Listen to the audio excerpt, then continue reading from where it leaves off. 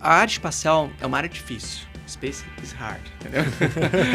Agora mesmo, o Japão pousou na Lua, primeira vez, mais um país para chegar na Lua com um módulo, e esse módulo tá de cabeça para baixo. Mas tá mandando imagem, entendeu? Space is hard, entendeu? Espaço é difícil. Mas espaço é multidisciplinar. A atuação no segmento espacial é multidisciplinar. Claro que nós somos um país que não temos um recurso alto, né, atualmente. Nós não temos um país de uma cultura espacial. O orçamento da Agência Espacial Brasileira, talvez o quê? 150 milhões de reais aproximadamente. O orçamento de uma agência indiana, talvez ali 1,5 bilhões de dólares, entendeu? Olha. Americana, 24 bilhões de dólares, entendeu? 25 bilhões de dólares, talvez. Então, realmente, a curva é desproporcional. Mas o que a gente percebe é o seguinte, de anos para cá, o setor espacial ele tem ganhado novas demandas, novas motivações, novos investimentos, empreendimentos, entendeu? É um setor multidisciplinar e muitas vezes o engenheiro, o técnico, alguém que seja da área de TI, alguém que seja da área de química, alguém que seja da área... Enfim, vários segmentos possíveis, vários... Quando eu digo vários, eu quero dizer vários mesmo, tá? Porque, por exemplo, quando eu faço um projeto, geralmente eu coloco vários tipos de especialidades ali trabalhando com a gente, entendeu? Podem colaborar com essa área. Então, o que eu sugiro? Tem interesse na área espacial? Aproveita. O mercado, ele tá se movimentando bem com relação a isso, tá? Existe uma perspectiva bem positiva.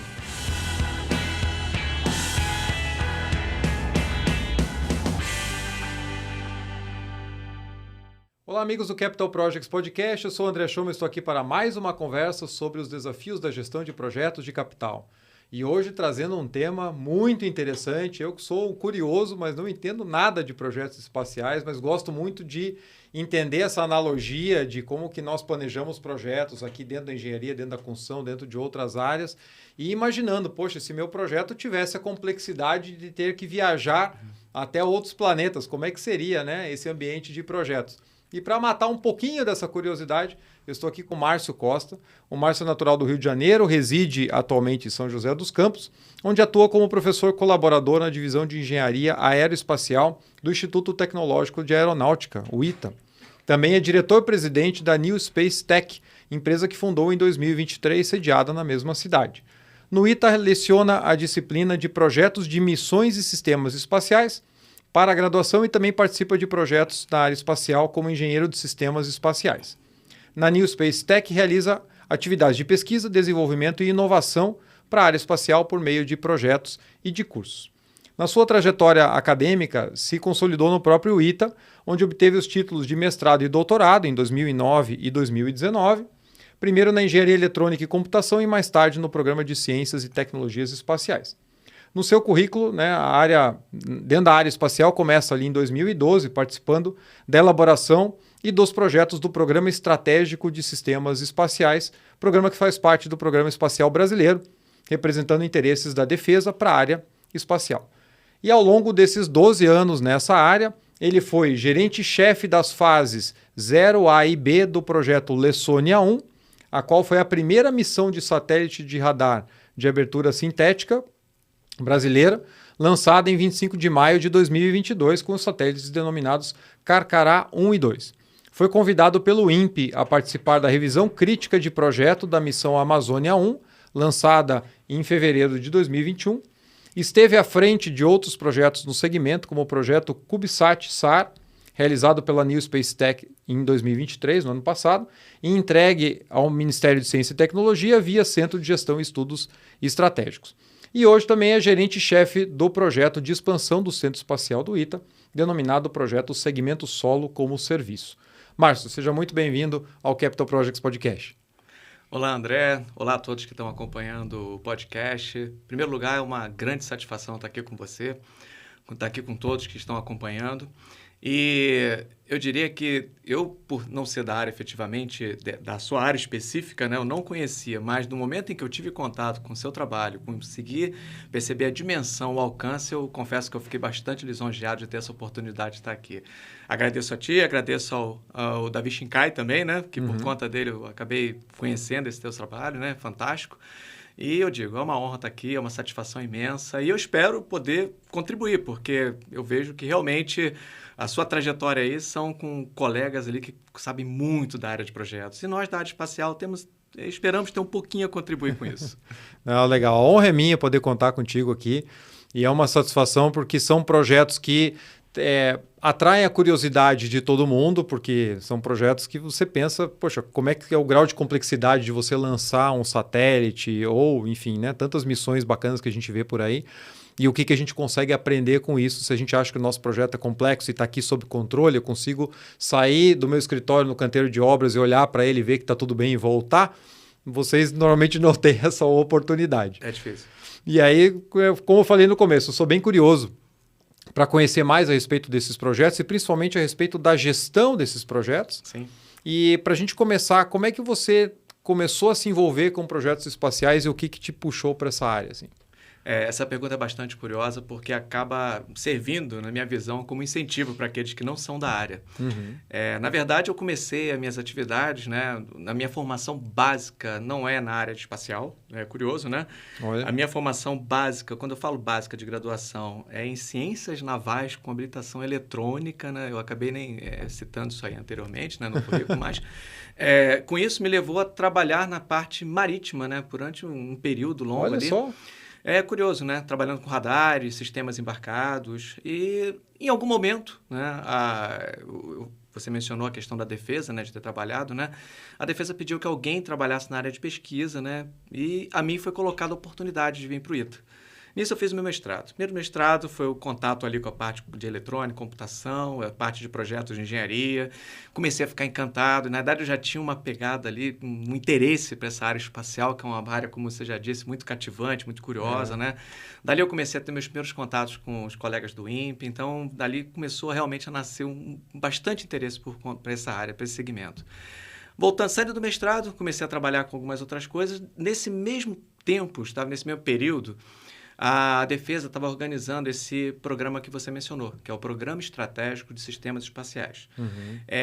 O Brasil, hoje em dia, ele tem um programa espacial brasileiro, na verdade representado pelo PNAE, que é o Programa Nacional de Atividades Espaciais, um documento emitido pela Agência Espacial Brasileira que consolida todas as necessidades da área espacial no país, mas em termos gerais. Agora, em termos da defesa, não havia nada. Então, quando foi por volta de 2010, 2011, a defesa ela recebeu essa tarefa de também organizar as necessidades da área espacial. Uhum. Eu estava saindo do meu mestrado, entendeu? Eu comecei a trabalhar na assessoria disso. No final das contas, para resumir, a gente não alongar muito, né? Isso acabou me rendendo um doutorado, do qual eu fiz focando em um problema que nós temos aqui, bolhas de plasma, em cima da nossa área continental aqui, ou seja, um problema na nossa ionosfera que atrapalha comunicação com radares, eu digo tensão de imagem, etc. Então, isso atrapalha um pouquinho, e até comunicações. Com isso, eu trabalhei nisso no meu doutorado, que me rendeu uma cadeira em um desses projetos, desse programa, que na realidade esse programa da defesa, ele é um portfólio de projetos. Projetos de satélites geoestacionários, satélites óticos, de comunicação, radares, né?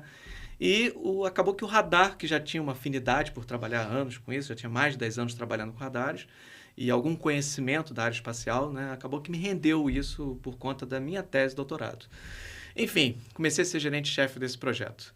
Só que aí o programa estratégico ele estava em andamento, né, e tinham outros projetos, que estavam acontecendo.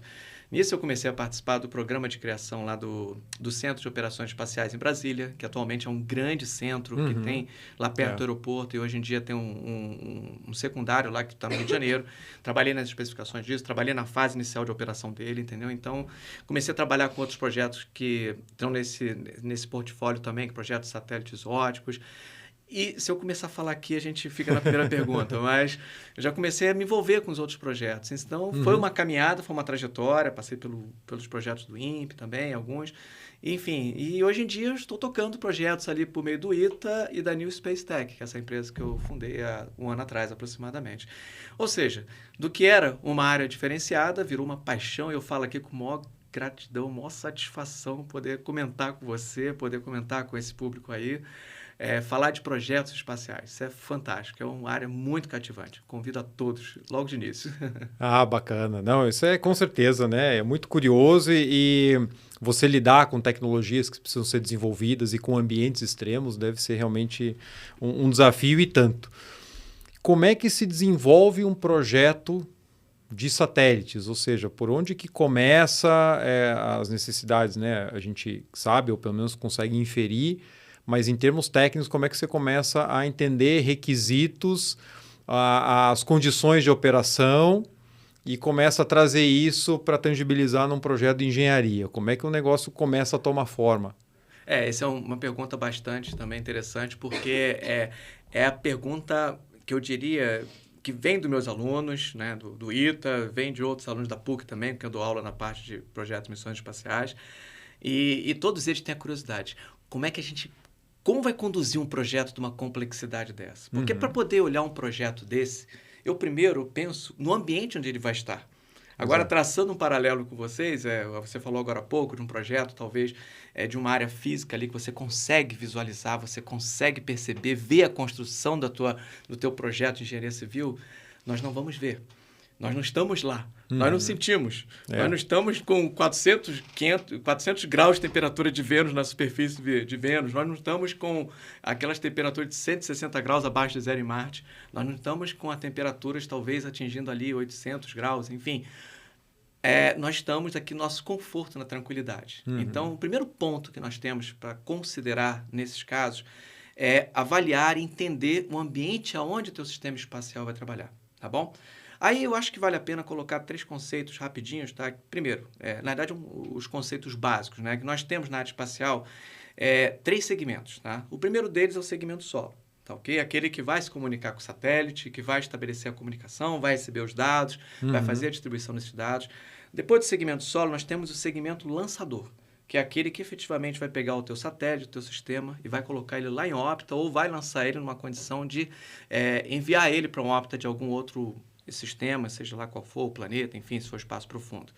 E nós temos o sistema espacial propriamente dito, que é aquele sistema em que está no espaço executando a função, ou seja, aquele que foi previsto para a missão dele. Não adianta você pegar e jogar, vou lançar um negócio no espaço, tá lá, olha, lancei meu satélite, bacana. Não, você não lançou, ele está cumprindo a missão, ele está fazendo imaginamento, está coletando dados, etc. Se ele estiver fazendo a missão dele, ele é um satélite. Se não, é lixo espacial, ou como a gente chama, é debris, entendeu? São partículas que estão jogadas lá. Tá? Então, a primeira coisa num projeto desse, você tem que entender onde ele vai funcionar, em que condições ele vai atuar, que são, como você disse muito bem, condições extremas, muitas vezes. Não são as condições confortáveis que nós temos aqui, 25 graus centígrados, essa temperatura maravilhosa que nos permite uma blusa polo, permite dobrar a manguinha aqui, ficar tranquilo, entendeu? São condições, muitas vezes, extremas. E aí você tem que, para cada sistema, você já começar a pensar o que você quer fazer naquela região, em que condições, como você vai fazer. Uma vez que você determine e saiba exatamente aonde você quer chegar, você começa a fazer a concepção do teu sistema. Tá? Mas você faz a concepção por uma coisa que é utilizada em várias áreas da engenharia, que é o ciclo de vida do teu sistema espacial. Tá? A gente trabalha com um ciclo de vida. E esse ciclo de vida ele vai desde a fase de concepção, na fase no qual você vai pensar na concepção, na fase de design do teu sistema, na fase de implementação desse design, no momento em que você vai fazer a fase de lançamento até a fase de operação efetivamente, e dependendo do sistema, uma fase de descarte. Tá? Certo. Ou seja, o teu satélite ele vai subir, vai percorrer uma órbita ali durante um determinado tempo, e até um determinado momento ele vai adentrar a atmosfera ou vai para uma órbita cemitério, mais afastado, enfim. Ele vai ter um momento de descarte, vai acabar a vida útil dele.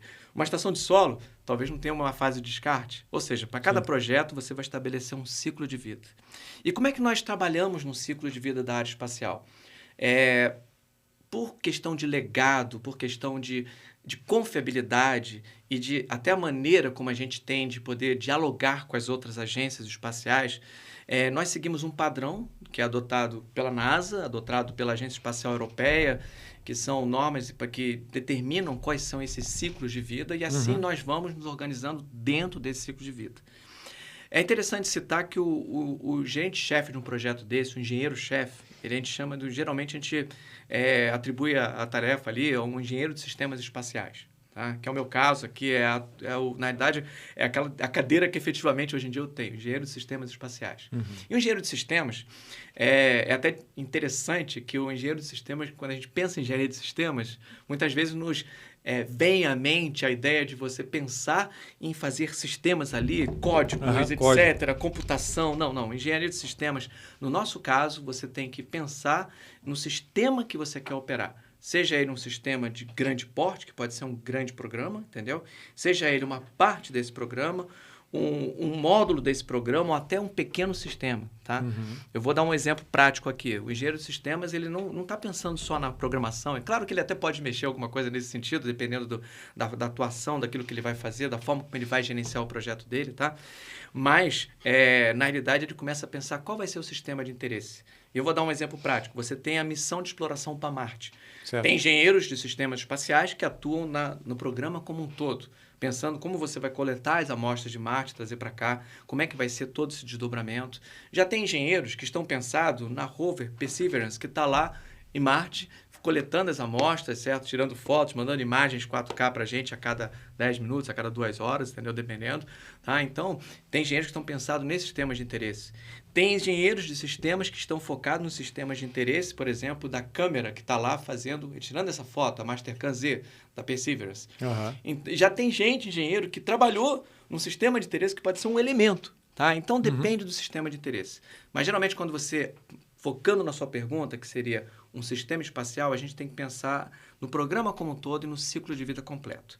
E como eu te disse, o legado que a gente utiliza, o legado da NASA, o legado da ESA, da Agência Espacial, existem outras formas de você conduzir projeto por outras agências, mas geralmente a gente segue a NASA e a ESA. E por conta de eu estar no ITA, né, e por conta da empresa, o que nós fazemos? A gente segue muito da NASA, até porque o ITA tem uma parceria com a NASA, por conta da missão Sport, lançada recentemente.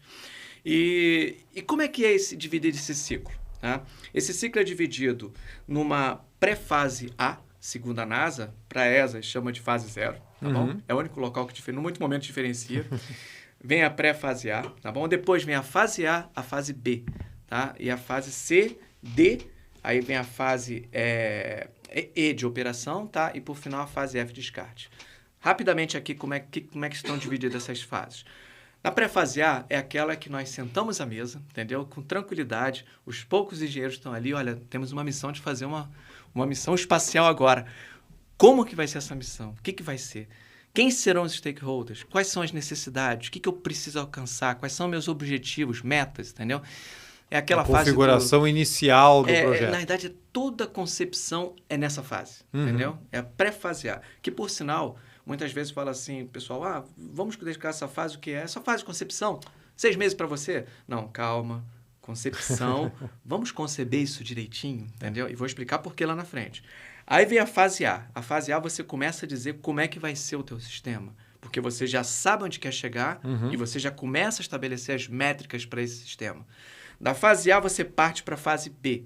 Tá? Aí na fase B você começa efetivamente a implementar o seu sistema. Certo? Até que você vem para a fase C. Na fase C, na verdade, tudo que a gente está fazendo é uma curva, é um V, entendeu? No qual você está em alto nível nas definições e você vai começando a mergulhar na definição do teu projeto e vai descendo até o nível de subsistema. Quando você chega, então, na fase C. Tá? Até que você vem para a fase D, que é a fase de verificação, validação, integração do teu sistema e, por final, a fase de lançamento do teu sistema espacial. Ou seja, eu percorri para a fase A, B e C, que, por sinal, até essas fases B aí, eu vejo muita semelhança, né? Com os projetos que eu já vi, acessei, olhei a forma como vocês conduzem, não é isso? Me perdoe agora aqui. A metodologia FEL. Front-end, não é Front-end loading. Front-end loading, exatamente. É mais ou menos parecido. Olha que interessante. Não tem muita diferença, tá? Então, fica muito próximo isso. Até a fase B ali, eu diria que fase C, a gente está bem próximo em termos de alinhamento, em termos daquilo que a gente faz. A diferença é a nomenclatura, é o rótulo que a gente tem, tá bom? Na fase D, é curioso, que aí vem a fase D e a fase E. A fase E que eu disse que é operação, a fase D é integração. Mas nessa fase D, eu ainda estou lançando o meu sistema. Estou lançando. Tem pessoas que pensam que quando você lança o satélite, fala assim, opa, lançou um sistema espacial, tá pronto. Cadê a imagem? Entendeu? Por exemplo, do projeto Lessônia, quando houve o lançamento do Carcará, teve gente que me ligou assim depois, vem cá, o Márcio Costa, cadê a imagem? Foi lançado ontem, entendeu? Eu falei, não está funcionando? Calma, temos fase de comissionamento do sistema, ainda mais no sistema radar. Você tem que pegar esse sistema, você tem que fazer alinhamentos, você tem que verificar todo o sistema se ele está de acordo, se ele está no posicionamento, se ele está na arquitetura que ele tem que estar, entendeu? Se os sistemas, cada um dos seus subsistemas ali que compõem todo o sistema espacial, se ele está funcionando adequadamente. A gente obtém isso por conta da observação da saúde do satélite. O que é a saúde do satélite? Ele envia dados de telemetria para a gente entende, recebe esses dados, traduz e verifica. Opa, cada subsistema ali está funcionando adequadamente. Aí agora a gente pode começar a fazer testes, experimentos, fazer alinhamentos e agora sim, te entrega uma imagem. Dependendo do sistema, pode demorar meses. Entendeu? Meses, por exemplo. Tá? Por exemplo, vou dar um prático aqui. Missão SMAP, que foi da NASA em 2015. Lançaram 31 de janeiro. As primeiras imagens válidas, efetivamente, foram só para abril. Entendeu?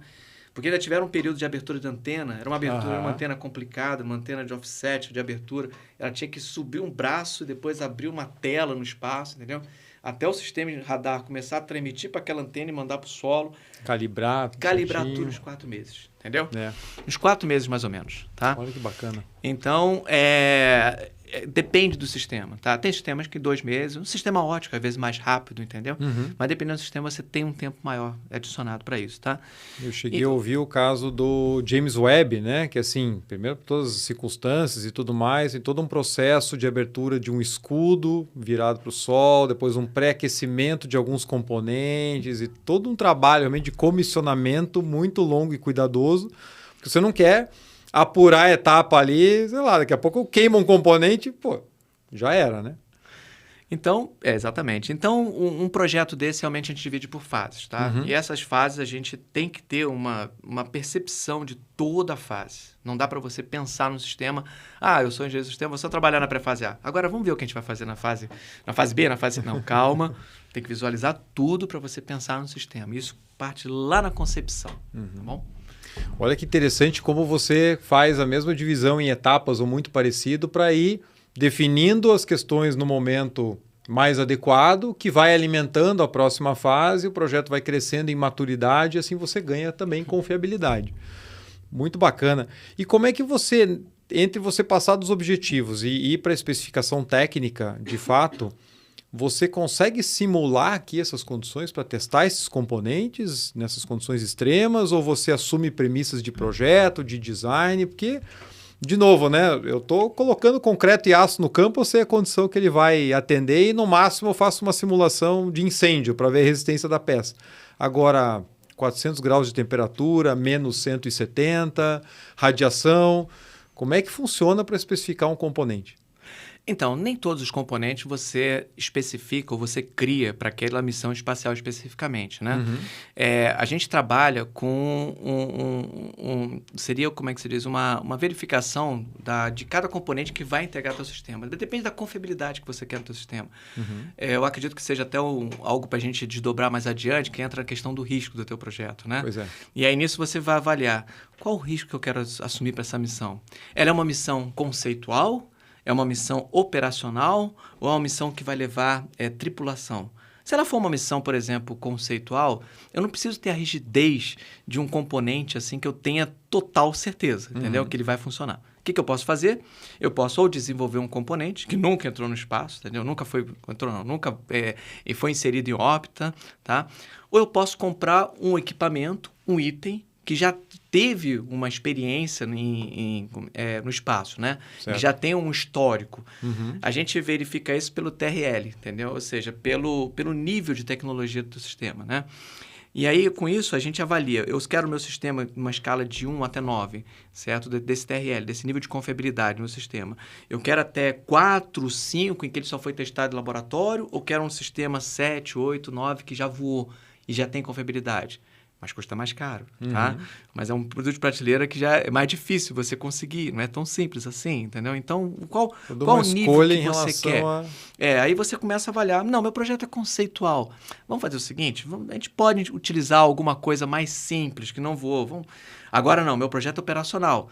Tem um stakeholder que está investindo, alguém está esperando o resultado, precisa de fazer o imageamento, precisa coletar o dado, é imprescindível, a missão tem que funcionar. Aí eu já preciso ter um sistema mais confiável. Então, o que acontece? Muitas vezes, nesse caso, nem sempre eu vou desenvolver alguma coisa.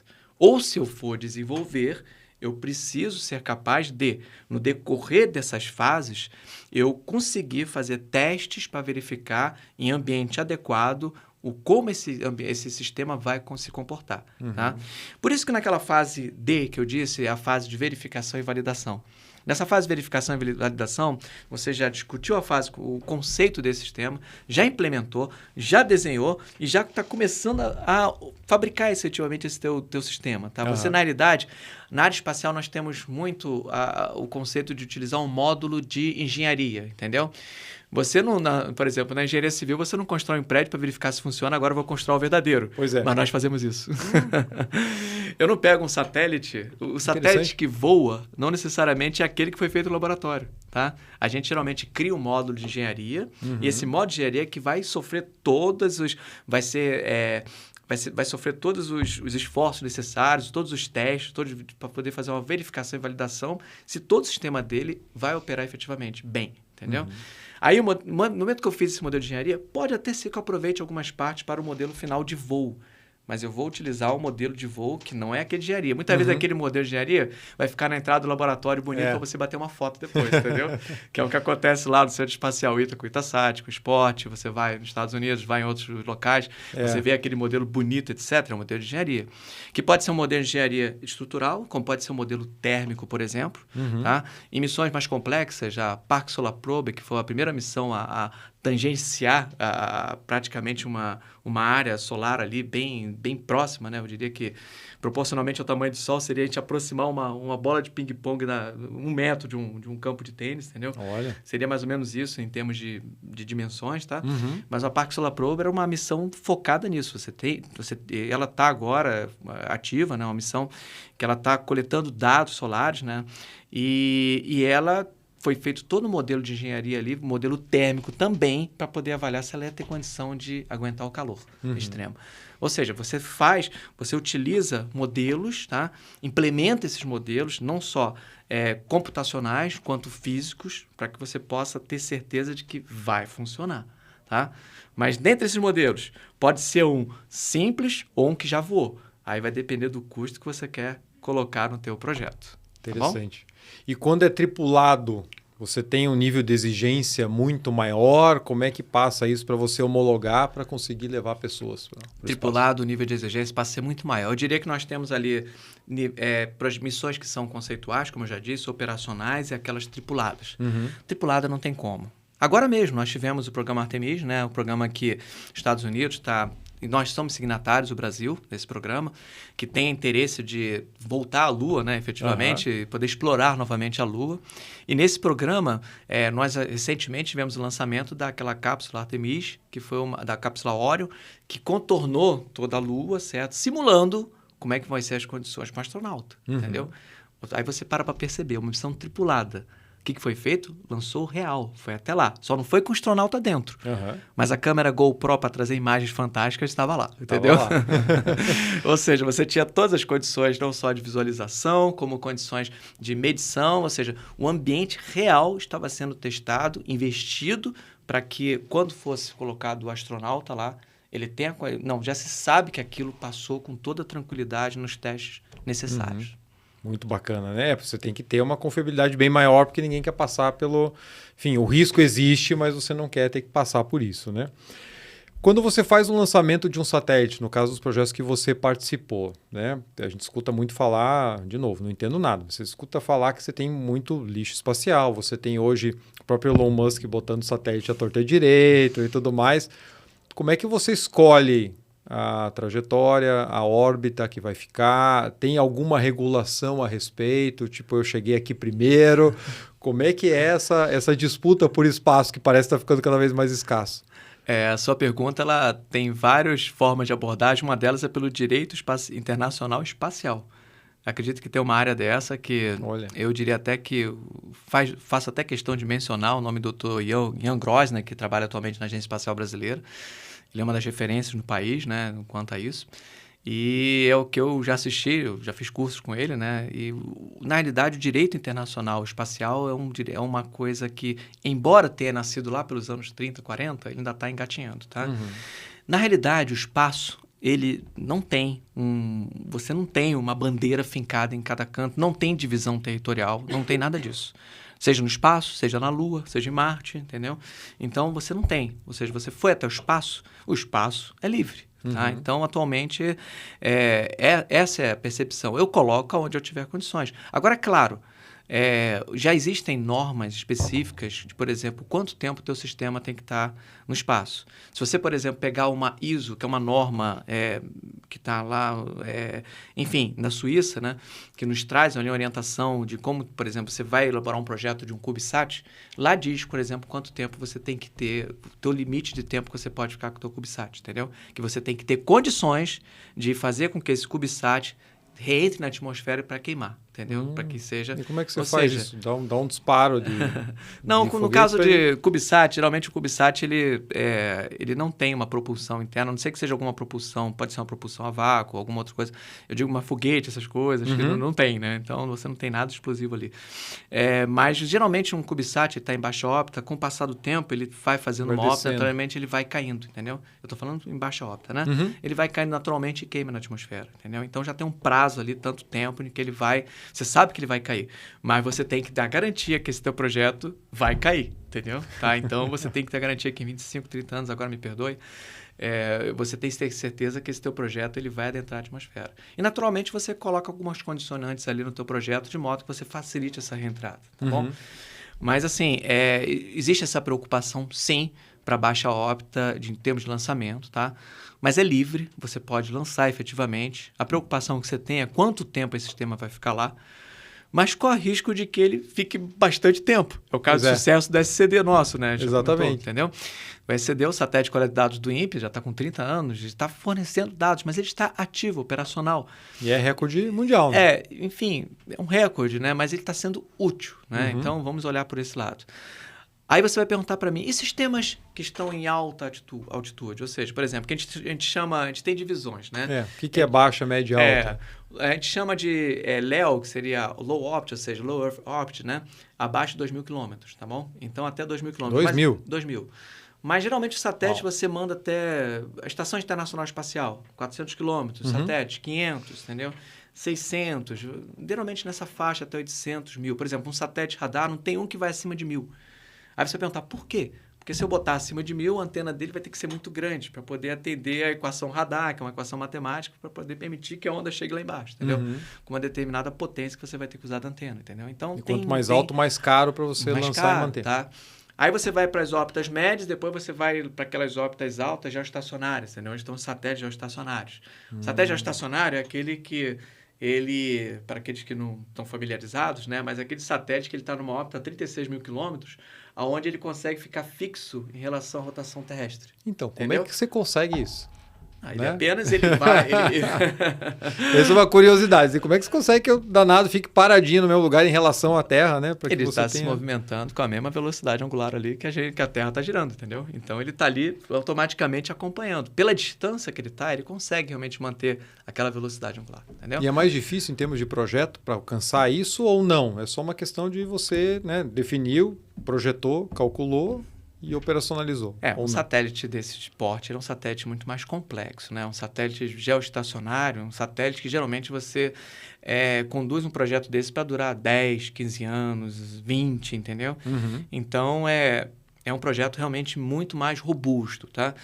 Então, naturalmente, ele tem exigências maiores, até por outra exigência também em aspecto da própria segurança da estrutura, né? A estrutura ela já está muito mais além, não está tão protegido assim, né? Nós temos toda uma área em torno, que seria aqueles cinturões de Van Allen, que estão em torno da gente ali, com várias cargas elétricas ali, cargas ionizadas, o tempo todo atingindo o teu sistema espacial, entendeu? Então, ele está numa área muito mais sensível, então é um projeto muito mais robusto, tá?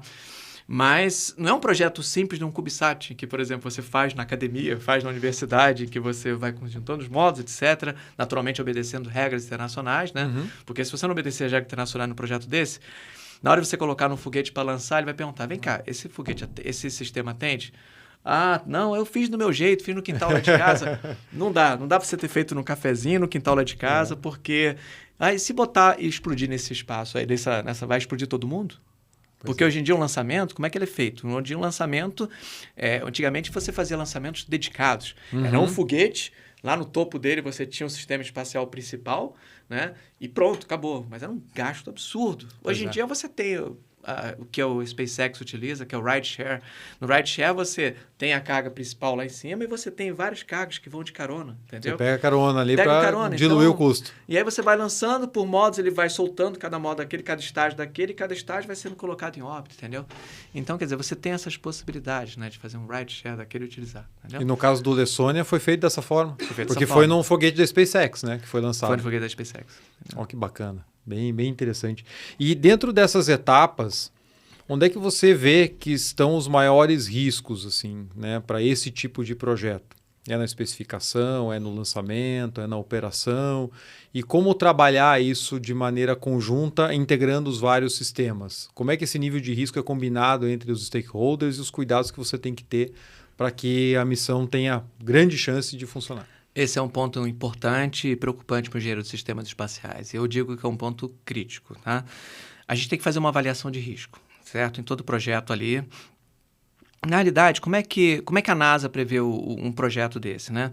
A gente primeiro tem uma fase ali que é a fase de design do teu projeto, tá bom? Eu vou descer na minha tabelinha da NASA, que seria uma tabelinha lá que está no manual de gerente de sistemas da NASA. Tá? Você desce uma fase de design do seu projeto e você depois sobe numa fase de realização do seu projeto. No meio dela, tá? Entre as duas, permeando os dois lados, você tem uma estrutura de gerenciamento que vai gerenciar planos que você tem que trabalhar para o teu sistema espacial, vai gerenciar custo, vai gerenciar risco. Tá? Dentre os vários gerenciamentos que você tem que trabalhar, um deles é o risco. Tá? E o risco, eu diria que é crítico para a gente. Tá? E por que ele é crítico? E como é que nós avaliamos esse risco? Bom, primeiro nós pensamos o seguinte: qual o risco que eu quero assumir? Eu quero ter um sistema bom, que funcione efetivamente, baixo custo, ou eu quero ter um sistema que eu aceito algum erro, entendeu? E aí eu começo a fazer uma matriz de risco para ele. Tá? Isso tanto a ESA quanto a NASA tem esse padrão, e a gente faz esse estudo no estudo de viabilidade do sistema. Né? Você começa a avaliar, você começa a ver se esse risco é um risco catastrófico, se é um risco simples, se é um... Não, isso pode nem acontecer, entendeu? Desculpe. Você vai vendo o quanto esse risco vai impactar, entendeu? Se é um risco... A severidade dele, entendeu? Se é um risco simples ou um risco catastrófico, tá ok? Isso vai impactar nos teus custos, tá? Da tua missão, tá ok? Ou qual a possibilidade desse risco acontecer, entendeu? E aí você começa a estabelecer uma matriz em cima disso, tá? Uma matriz em que você vai desde o vermelho até o verde lá, oferecendo muitos riscos ou poucos riscos. Estou falando a grosso modo, tá? Sim. Se você for abrir o manual da NASA lá, está bem claro, tranquilo, como é que você enxerga isso aí. O manual, inclusive, que está disponível na NASA. Você abre lá, se você quer System Engineering Handbook da NASA, você bota na internet, você vai conseguir Pode fazer o teu projeto padrão NASA, hein? Olha a dica aí do Márcio, gente. Isso é um ponto, eu acho que vale a pena de comentar no final, entendeu? Essas coisas interessantes. Mas você tem aquelas matrizes e você começa a avaliar esse risco, tá? E você realmente tem que fazer um trade-off, tá? Entre custo, entre performance, certo? E qual o risco que você vai estar assumindo, entendeu? Se é um risco alto ou baixo. Como eu falei, para missões conceituais, teu risco ele pode ser até maior. Mas quando você vem em missões que são tripuladas, passando pelas missões operacionais, tá? Aí o teu risco não pode ser, não pode ser assumido, tá? Então, você tem que fazer todo um levantamento disso, tá? Dos riscos de cada fase da missão, tá? Você também não faz só o risco só da missão como um todo, você tem que também estabelecer esse risco para cada fase. Certo. Vou dar um exemplo simples, tá? Até o mais simples de todos. Olha, eu quero utilizar um tipo de processador radar, tá? Um tipo de cartão, um tipo de tecnologia, por exemplo, tá? Para utilizar no meu sensor radar, no meu sistema radar. Mas como é que é fabricado isso? Quem fabrica? Quais são os componentes? Isso aqui vai ser descontinuado, entendeu? Aí você pensa assim, nossa, eu estou fazendo o projeto aqui, tá bom, tá vendendo, etc. Mas você até analisa se aquilo, qual é a perspectiva daquilo, tá? Será que aquilo vai... É como se eu comprasse uma televisão, um celular, já pensasse assim, poxa, eu estou comprando uma TV de LCD agora, mas, poxa, daqui a pouco vai ter a 4K, entendeu? Tá? E meu sistema vai durar quanto tempo, entendeu? O que eu preciso? O que eu quero enxergar, tá? E aí você começa a analisar, tá? Eu tenho recursos para isso? Não tenho. Eu tenho que trabalhar com a quantidade X de recursos, tá?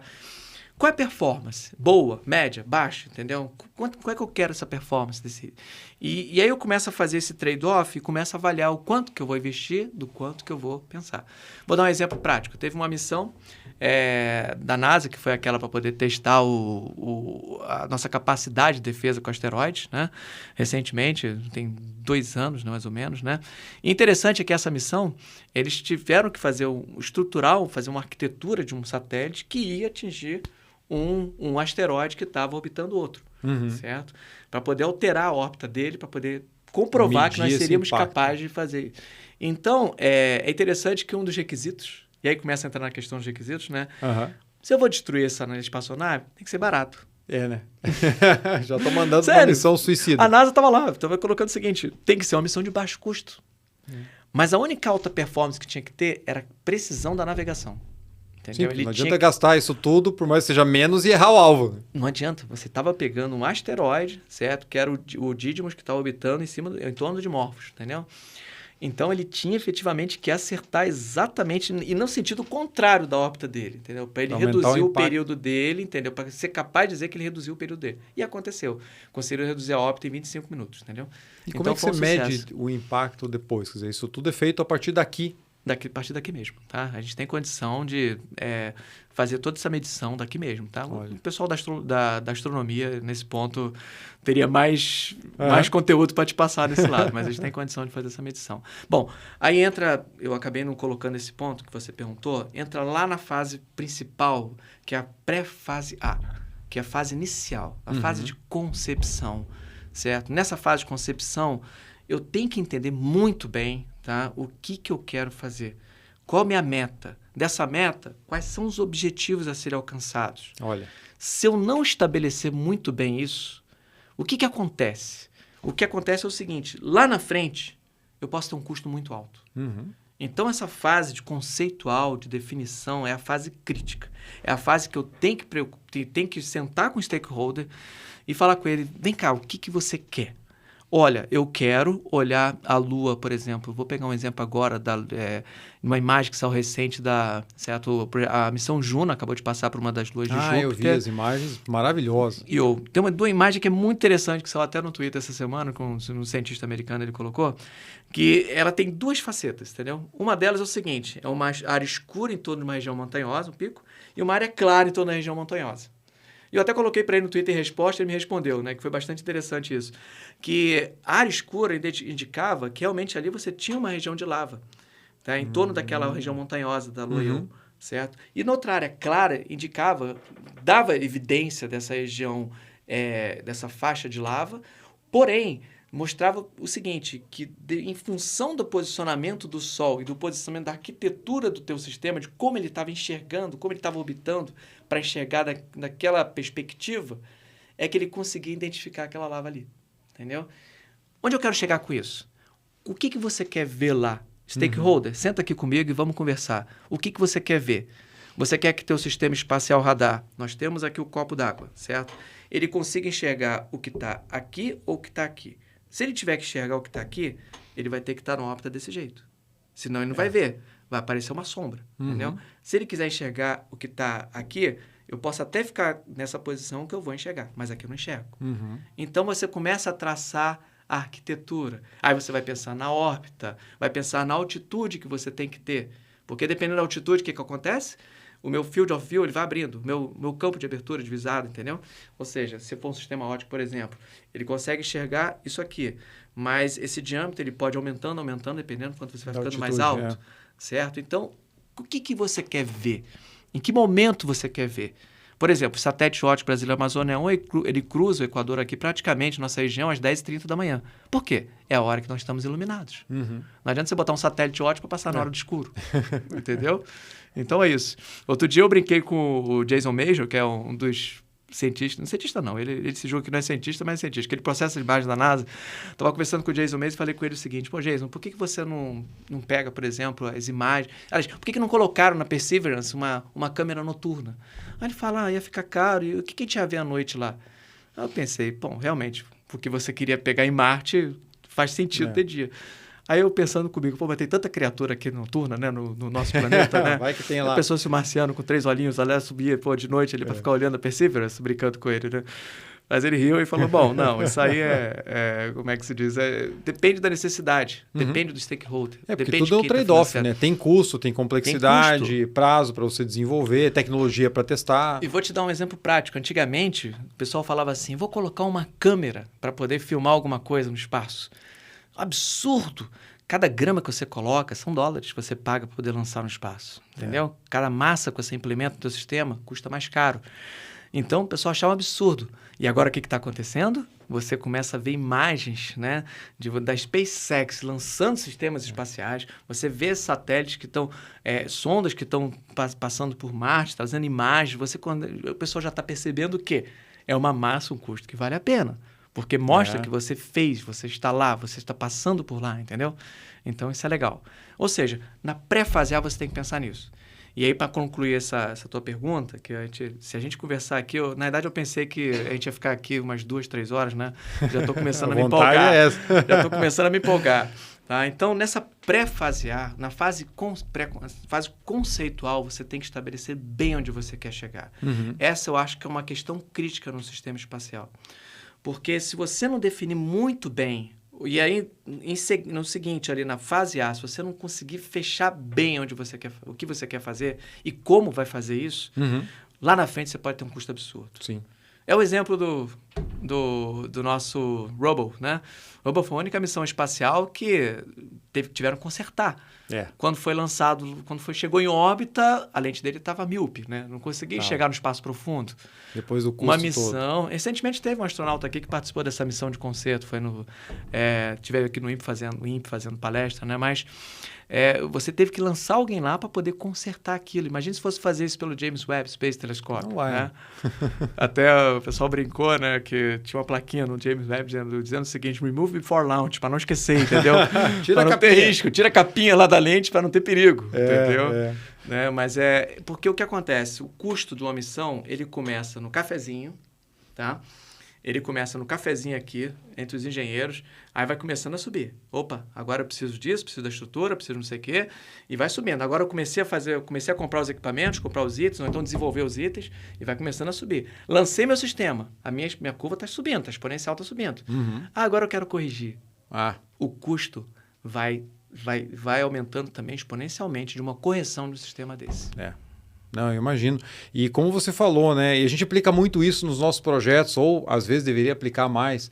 Estressar os objetivos daquele empreendimento que está nascendo, chegar para o cliente de maneira clara o que você quer, quais são os principais trade-offs, a gente não consegue ter tudo que a gente quer. É confiabilidade, é custo, é prazo, quais são as prioridades ou qual é a prioridade, e aí desenvolver o melhor sistema, ou no nosso caso, o melhor ativo para aquele objetivo. Né? Muitas vezes, quando os objetivos não estão claros, você tem os maiores desdobramentos do lado negativo depois. É um projeto que fica alterando sua prioridade, fica alterando seus próprios objetivos, seu escopo e tudo mais. Isso leva a uma execução depois problemática e uma operação ruim.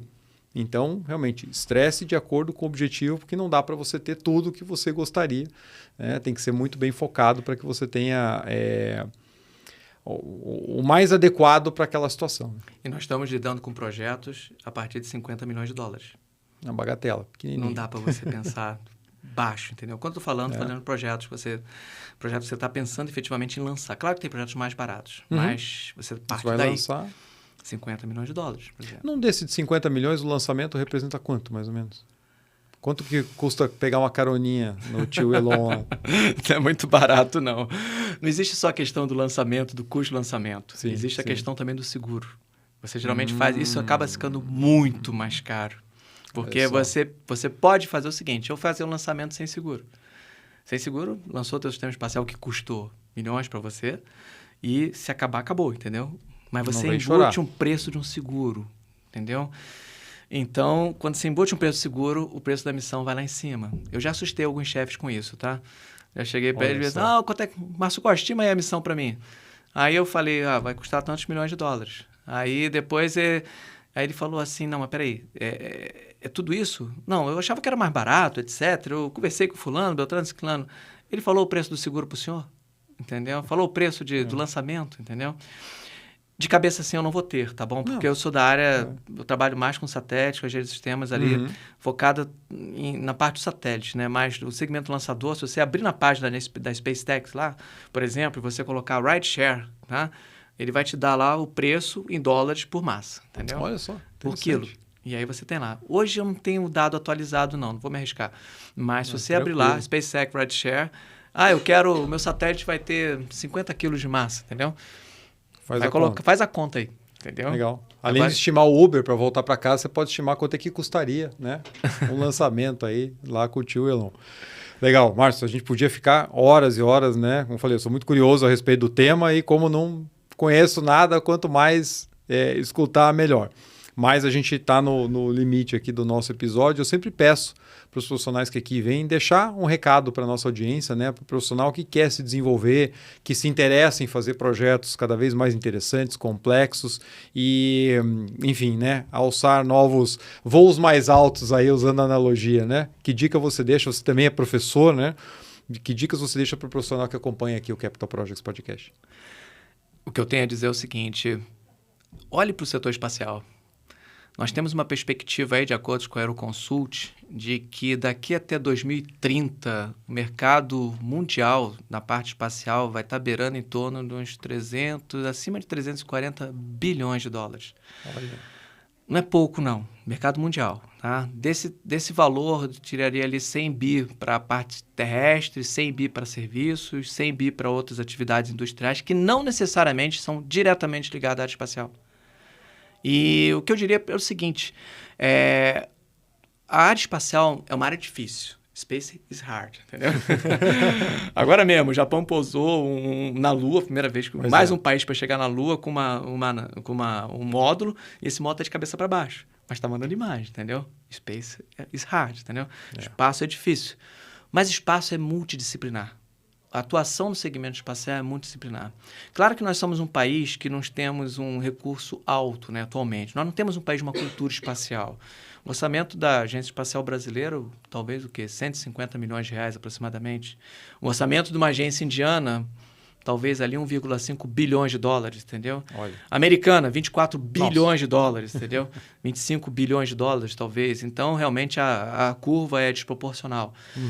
Mas o que a gente percebe é o seguinte, de anos para cá, o setor espacial ele tem ganhado novas demandas, novas motivações, novos investimentos, empreendimentos, entendeu? É um setor multidisciplinar e muitas vezes o engenheiro, o técnico, alguém que seja da área de TI, alguém que seja da área de química, alguém que seja da área... Enfim, vários segmentos possíveis, vários... quando eu digo vários, eu quero dizer vários mesmo, tá? Porque, por exemplo, quando eu faço um projeto, geralmente eu coloco vários tipos de especialidades ali para trabalhando com a gente, entendeu? Podem colaborar com essa área. Então, o que eu sugiro? Tem interesse na área espacial? Aproveita. O mercado, ele está se movimentando bem com relação a isso, tá? Existe uma perspectiva bem positiva. E se você não está olhando ao mercado brasileiro, já que ele não tem uma cultura, eu não vou me preocupar com isso. Dá uma olhadinha também no mercado internacional. No mercado internacional, as coisas... Não, mas já tem fornecedores, já tem gente. Mas a parte espacial ainda tem muita coisa que você pode trabalhar com inovação. Eu não digo inovação no segmento terrestre, mas no segmento espacial tem muita coisa que você pode inovar, entendeu? Tem muita coisa que você pode trabalhar, tem muito componente que você pode desenvolver. Tem uma empresa, por exemplo, São José dos Campos, lá, Orbital, que ela faz painel solar, vende para o mundo inteiro, entendeu? Olha. Então, somos nós aqui brasileiros fazendo isso, tá? Então, tem condição de você trabalhar. Mas como é que eu faço isso? Procura uma universidade, entendeu? Onde você tem universidade em Belo Horizonte. Inclusive, Belo Horizonte tem um programa, uma missão bastante interessante, tem o PDQ-SAT. pão de queijo sat, entendeu? É muito interessante. Olha. Mas tem gente lá que está se dedicando. Universidade Federal do Maranhão, conheço professores de lá, fantásticos, estão lá desenvolvendo também missão, entendeu? Então, tem o ITA, e assim, tem a Universidade Federal da ABC, tem pessoal da Universidade particular, por exemplo, a Univap lá, o pessoal trabalhando. Então, quer dizer, você tem investimento. Tem o Sul, por exemplo, Santa Catarina, Universidade Federal de Santa Catarina, com Porto Alegre, Rio Grande do Sul, né? Então, quer dizer, tem muitos lugares desenvolvendo esse tipo de projeto. Conversa, troca um e-mail, eu tenho certeza que, além da parte da engenharia civil, engenharia química, seja lá com engenharia mecânica, você vai se interessar pela área espacial. Seja bem-vindo, porque é bem legal, é bem divertido e deixa a gente bem motivado, entendeu? Eu já falei, infelizmente está acabando agora, senão a gente ia até meia-noite. Muito legal, Márcio, mais uma vez. Muito obrigado pela tua participação aqui no Capital Projects Podcast. Eu que tenho que agradecer a vocês, obrigado a todos que tiveram essa paciência, mas venham para essa área espacial, tem muito para crescer nessa área. Muito obrigado.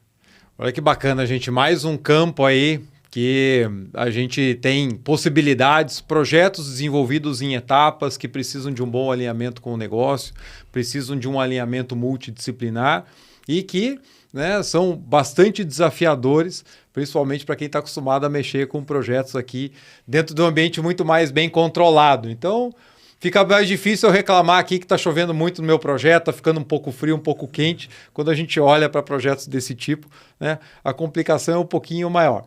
Espero que você tenha gostado desse episódio aqui, tanto quanto eu.